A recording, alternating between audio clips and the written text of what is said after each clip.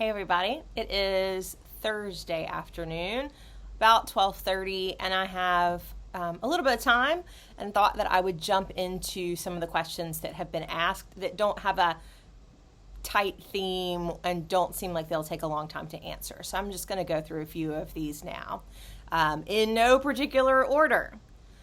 Why was a second website added for the church? And why is Avenue added to the website of the center when it is not in its name?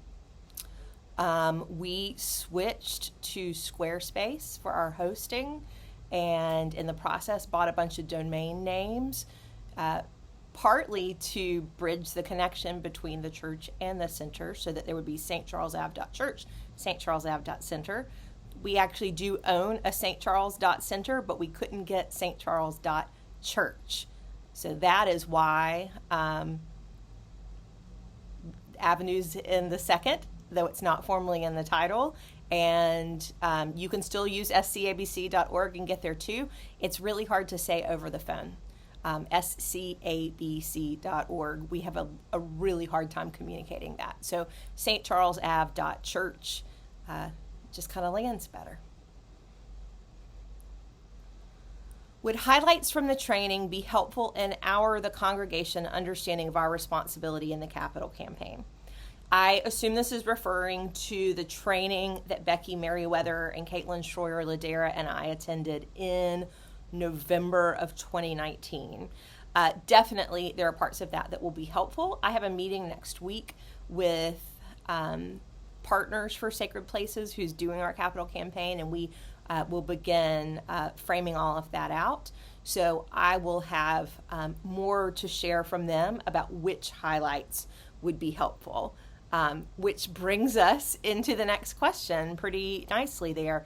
Is Tammy's role that of consultant as recommended in the feasibility study? No, we have hired Partners for Sacred Places to be our capital campaign consultants. At the beginning of pandemic, let's say it was February, March 2020, had reached out to some different New Orleans specific campaign groups who were pretty well known and had done big campaigns in town, and they were either retiring or booked or not taking new clients. So given all of the time that we lost over pandemic, Tina Clark and Susan Cotton and I met with Partners and agreed to move on with them as our campaign consultants. Is that Tammy's role?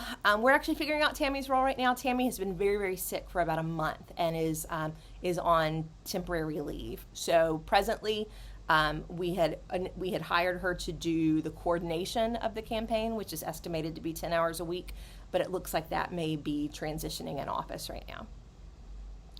I mentioned Tina and Susan. Another question asks, has the steering committee been appointed? Who are the members? We have not put together the steering committee yet. We had begun all of that with the task force survey, and we're making some really good progress. And then Ida has kind of knocked everything out for the past 2.5 weeks. So we're catching up. My guess is that next week we'll make some real progress towards some of those future-looking things now that we're getting our feet back under us here.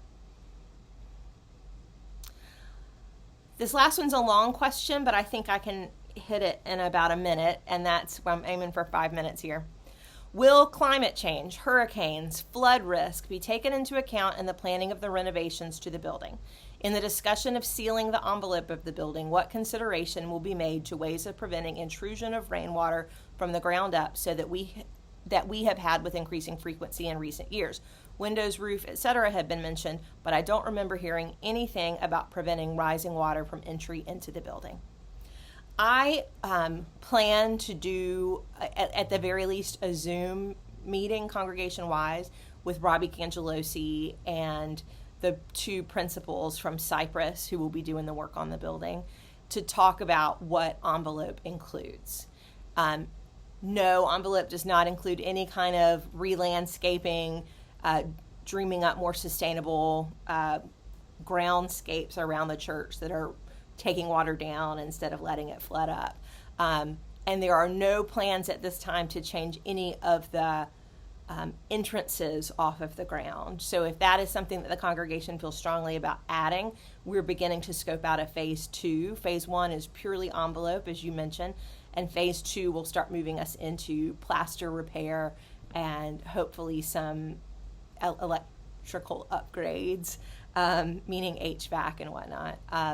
But it all costs money. So the question is, how much money do we have to spend? How much money do we want to raise? What's reasonable? And then what are the projects that we'll take on? So we'll have more conversation about that. But right now, the most urgent priorities that were outlined in that Cypress preservation plan several years ago are the ones that we have prioritized.